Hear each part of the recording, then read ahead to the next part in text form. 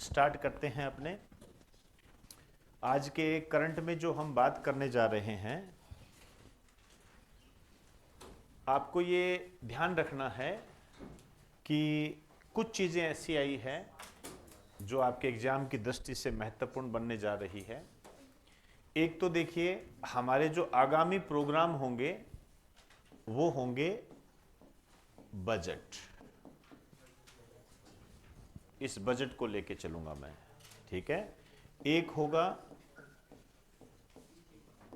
Economic survey, आर्थिक सर्वेक्षण, ये होगा। ये 2 पॉइंट्स आपके क्लियर होने चाहिए। इनको मैं लेके चलूंगा, तैयार कर रहा हूं। अभी जैसे आज का न्यूज़पेपर आप पढ़ोगे तो धन्यवाद प्रस्ताव पारित किया, ऐसे चल रहे थे ना सारे, वो चीज़ें हम लेके चलेंगे। मैंने इसके संबंध में, मेरी बात ध्यान से सुने, मैंने इसके संबंध में 2 वीडियोज डाले हैं, 2 वीडियोज डाले हैं, ठीक है। हो सकता है आपने उसको देखा है या नहीं देखा है, मुझे नहीं मिला, ठीक है। लेकिन जब मैं आपको बजट कराऊंगा और इकोनॉमिक सर्वे करवाऊंगा तब आपको वो बातें समझ में नहीं आएगी यदि आप वो बजट के दोनों वॉल्यूम नहीं देखते हो तो। यदि आपको ये नहीं पता कि पूंजीगत घाटा क्या होता है, पूंजीगत व्यय क्या होता है, राजस्व व्यय क्या होता है, राजस्व घाटा वगैरह, ये जो जो होते हैं ये क्या होते हैं, यदि आपको नहीं पता, राजकोषीय घाटे के बारे में आपको नहीं पता, राजकोषीय नीति के बारे में आपको नहीं पता, तो आप ये बजट नहीं समझ सकते। इसलिए मैं आपसे कहना चाहूंगा कि मैंने 2 वीडियोस डाले हैं, अपलोड किए हैं, इससे पहले मैंने कर दिए थे जनवरी के अंदर ही, तो वो आप जरूर देखें और उसको समझ के करें। यदि उसको नहीं समझ पाओगे, बकायदा मैंने क्वेश्चंस दिए हैं, क्वेश्चन मैंने टेलीग्राम पे भी भेजे हैं उसके संबंध में जो एग्जाम में आए हुए हैं। ये वो क्वेश्चन होते हैं जो बहुत शानदार होते हैं। शानदार का मेरा मतलब ये होता है कि जब ये आते हैं तो हर कोई बच्चा नहीं कर पाता। ये वो क्वेश्चन नहीं है कि बजट पेश कौन करता है, इसको संसद में कौन लेकर आता है, मुख्य आर्थिक सलाहकार कौन है, धन्यवाद प्रस्ताव क्या होता है, राष्ट्रपति एड्रेस करता है, ये वो क्वेश्चन नहीं है, समझे ना। या बजट किस भाषा का शब्द है, बजट का उल्लेख कौन से आर्टिकल में है, सबसे पहले वित्त मंत्री कौन थे, वर्तमान में कौन है, महिला वित्त मंत्री कौन है, सबसे ज्यादा बजट किसने पेश किया, ये वो क्वेश्चन नहीं है जो कि एक फैक्ट के रूप में होते हैं, सब जानते हैं, ठीक है ना। तो पूंजीगत वगैरह, राजस्व वगैरह, राजकोषीय नीति, इसके बगैर आगे नहीं बढ़ा जाता कभी भी। ध्यान रखना, ये चीज समझ में आई मेरी बात सारी। ये सब 2 इसके अंदर दे रखी है मैंने, सब चीजें इसके अंदर आपको उपलब्ध है। तो मैं इसलिए कह रहा हूं क्योंकि अब मेरे जो आगामी प्रोग्राम होंगे, चाहे मंडे को चाहे कल, कैसे भी हो, मैं यहां से स्टार्टिंग करूंगा। बड़े चैप्टर होते हैं, इसको समझना पड़ता है, ठीक है ना, तब जाके हम करते हैं। बजट इतना बड़ा पोथा होता है, इतना बड़ा होता है। आर्थिक समीक्षा और बजट की बात करोगे ना तो आपके पास कम से कम, मैंने तो एक बार इसकी 3 किताबें देखी थी, 3 किताबें होती है इतनी इतनी मोटी, ठीक है। उसमें से हमने इसको समेटना है 5 या 6 पेज के अंदर, 5 या 6 पेज के अंदर। जैसे मैं आपसे ये कहूंगा कि इस बार के बजट में राजकोषीय घाटा जीडीपी का कितना प्रतिशत रहा है, ठीक है। ये अब ये क्वेश्चन का आंसर आपको नहीं पता होगा, लेकिन अब इसी क्वेश्चन को आप आरएएस 2024 का जो पेपर हुआ था ना, उसमें देखो आपको ये शब्द मिलेंगे, राजकोषीय घाटा, ये मिलेगा आपको वहां पर, ये सब चीजें आपको वहां पर मिलेगी। राजस्व घाटा, ऐसे शब्द मिलेंगे आपको। तो मेरे कहने का अर्थ है, यदि आप ये दोनों लेक्चर देख के नहीं आते हो तो मुझे लगता है जो मैं यहां पर बात बताऊंगा वो आप नहीं समझ पाओगे, और मैं वो बताऊंगा भी नहीं यहां पर कि ये पूंजीगत, मैं तो सीधा कहूंगा पूंजीगत व्यय इतना हो गया, और क्वेश्चन बताऊंगा कि इसमें ऐसे क्वेश्चन बनते हैं भाई, अब आपको वो आता है नहीं आता है, मुझे उससे कोई मतलब नहीं है, लेकिन यदि ये पढ़कर आते हो, आप विश्वास करें आपको जरूर समझ में आएगा वो। ठीक, चलिए जी। अब बजट में बहुत सारी बातें हुई है, जिसमें जो टॉप टू टॉप है, आंकड़ों से हटकर बात कर रहा हूं, एक मिशन स्टार्ट किया जाएगा, परमाणु ऊर्जा मिशन। ये मैं एक फैक्ट बताऊंगा आपको, और वो फैक्ट आपके यहीं याद हो जाना चाहिए, यहीं पर, बाहर जाने की जरूरत नहीं होती है उसमें, वो इतना इंपॉर्टेंट है। इसलिए मैं बजट का एक कण लेकर आ रहा हूं, क्योंकि मैं जब तैयार कर रहा था तो ये बातें मेरे सामने आई, और आप खुद कहोगे हाँ सर इस पे ये क्वेश्चन जरूर बनेगा। एक मिशन लेकर आ रही है सरकार, उस मिशन का नाम है परमाणु ऊर्जा मिशन। परमाणु ऊर्जा मिशन, आप शब्द जोड़ना चाहो तो लिख सकते हो, राष्ट्रीय परमाणु ऊर्जा मिशन। ये अब ये कब करेंगे, क्या है, इसकी अनाउंसमेंट हो चुकी है, ठीक है। अब इसमें क्या है कि भारत सरकार ने परमाणु ऊर्जा का एक लक्ष्य निर्धारित किया है, ठीक है। तो लिख दीजिए, भारत सरकार का परमाणु ऊर्जा लक्ष्य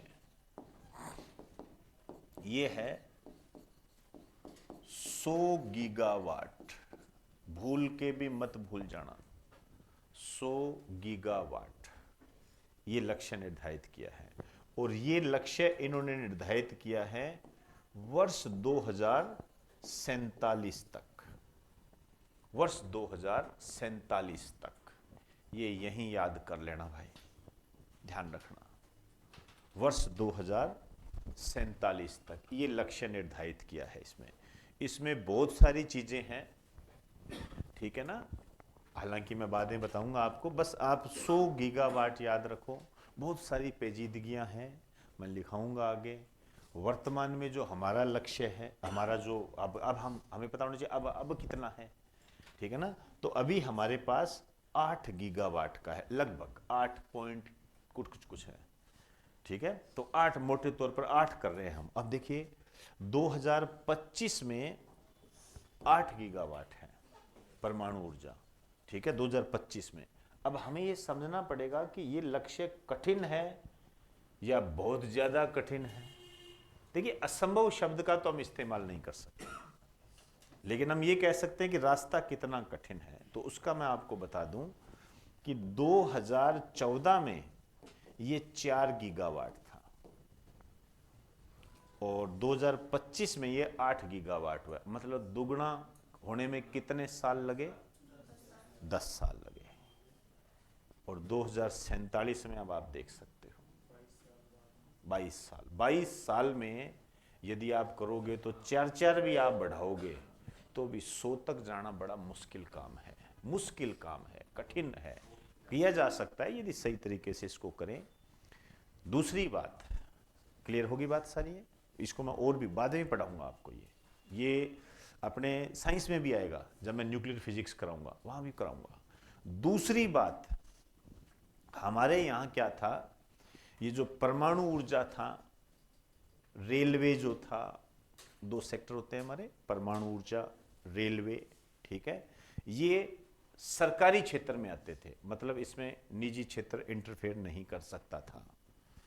रेलवे का निजीकरण कर दिया, ये तो आप जानते हो, उसको बाहर निकाल दिया। परमाणु ऊर्जा का भी निजीकरण किया जा चुका है, ध्यान रखना। मतलब अब परमाणु ऊर्जा उत्पादन के लिए रिलायंस आ सकता है, अडानी ग्रुप आ सकता है। समझ में आई बात मेरी सारी? समझ रहे हो ना? तो अब जो परमाणु ऊर्जा है वो अकेला सरकारी नहीं है, सार्वजनिक क्षेत्र नहीं है अकेला, ध्यान रखना। अकेला सार्वजनिक क्षेत्र नहीं है, प्राइवेट सेक्टर में उसको कर दिया गया। मतलब सरकारी भी रहेगा, प्राइवेट भी रहेगा, जैसे रेलवे है, ठीक है, सरकारी भी है, प्राइवेट भी है, ठीक है। तो एक पॉइंट और लिख दीजिए, परमाणु ऊर्जा का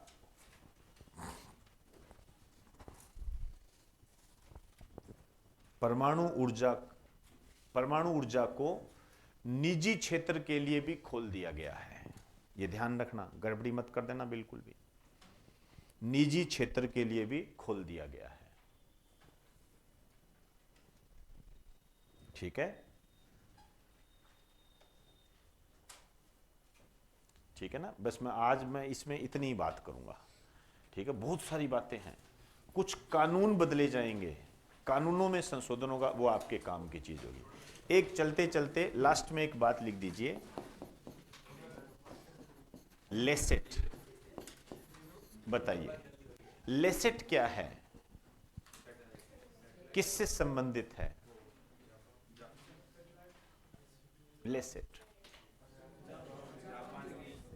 ये ब्रिटेन की संस्था है जो रिपोर्ट जारी करती है। कोई बात नहीं, लिख दीजिए ब्रिटेन की संस्था।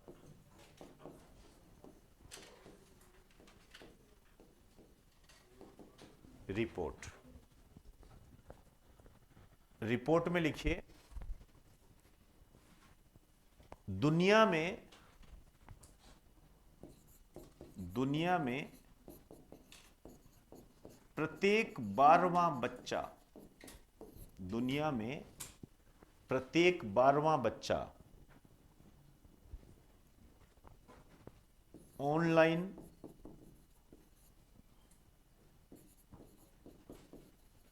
Sexual harassment, online sexual harassment, online यौन उत्पीड़न का शिकार है। दुनिया में प्रत्येक 12वां बच्चा ऑनलाइन यौन उत्पीड़न का शिकार है। यह बहुत महत्वपूर्ण डाटा है, ध्यान रखें। आपसे ये पूछा जा सकता है लेसेट क्या है, तो ब्रिटेन की एक संस्था है ये। ठीक है, जैसे टाइम क्या है, अमेरिका की क्या है, एक पत्रिका है। क्लियर होगी बात सारी? तो बहुत सारी चीजें हमारे अब आने वाली है, तो आप इसके लिए तैयार रहें तसल्ली से, अच्छे तरीके से। चलिए।